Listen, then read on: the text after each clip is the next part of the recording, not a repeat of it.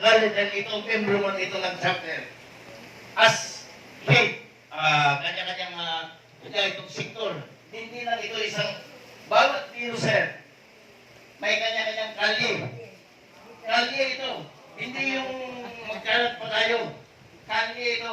Lahat ito may kalye. Kaya na-divide namin ito as a chapter. President, dahil dinivide ito para hindi mag-overlapping yung mga senior. Isang kalye lang. Lupin ko. Kabayan ko pala ito eh. Samot, hindi ko pakyason. Kabayan ko dito. Hindi lang mo. Ako, I speak for everyone.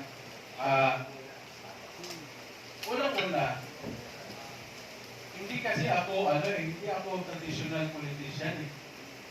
Hindi ako, itong party list, hindi ko ginawa ng sinong senador, other congressman, para doon sa mga anak nila, para sa mga hindi ako ganun eh. Hindi ako, in fact, ayaw ko nga, hindi ako politiko eh. So, pero inisip ko siya, paano ako makatulong talaga, paano ako ma-maximize? Yung sabi sa akin nila, eto naging opportunity lang sa akin. Kaya sabi ko, meron kayong choice. Pero hindi ko kayo ida-down kasi ako wala akong time para mag-bola. Meron salita sa English niyan, BS. I have no time for BS. Alam niyo na yun, kung ano yung BS. Hindi ako, tawag dito, para mag-bola para lang. Diba ang objective ko eh. Hindi ako motivated by money. Kasi meron naman din ako nun. Diba? Wala akong time para punta dito, punta dyan. Wala ito, pag-ano, whatever. Wala akong gano'n. Talagang, ano po sa akin? Galing ako sa hirap. Naintindihan ko, may mga magulang ko, buhay pa. May mga tao sa akin nakakakilala na very advocate for anti-corruption. Ano na lang mukha ihaharap ko doon? Diba? Kaya, meron akong ganong mentality. Pag po ako pumamay, ibig sabihin gagawin ko. Yes! Sa akin hindi importante ang yung sulat-sulat, kontrata. Kamay ang importante sa akin. Pag kinamayan mo ako, asahan mo kung ako ang may obligasyon, gagawin ko. Pag ikaw ang may obligasyon sa akin, ingat ka rin. Kasi sisingilin din kita.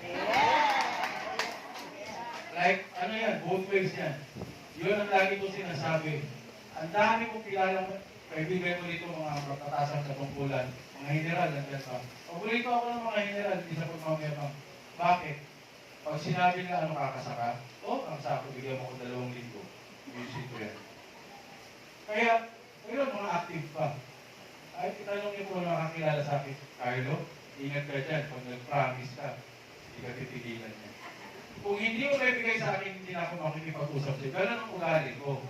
Pag nag-promise ka sa akin, hindi mo na-comply yung promise mo sa akin. Huwag na tayo ulit mag-usap, wala kang kwenta kausap. Ayaw ko na isayangin yung panahon ko.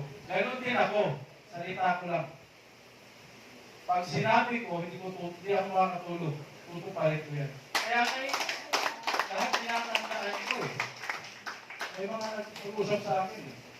Na hindi ka kaya lalamunin ng sistema kung nandun ka na. Unang-una, confident ako hindi. Yung magulang ko, very religious, lagi nagdadasal sa akin. Eto, ang dami nito, dami pa ako nakausap na seniors, lagi mga nagdadasal, mga deboto. Diba? Tibay ko. Yung moral fiber ko, matibay. Diba? Yun talaga ako. Walang plastic to ha. Kaya ako, hindi ako namimilit, kaya binigyan ko kayo ng choice.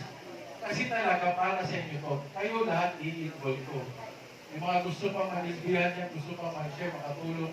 Sama-sama. Ito yung lakas. Ang lakas ko, yun yung galing sa lakas nyo. So, yun ako. Nandiyan ka ba rin ang mga taga-Negros? Yeah!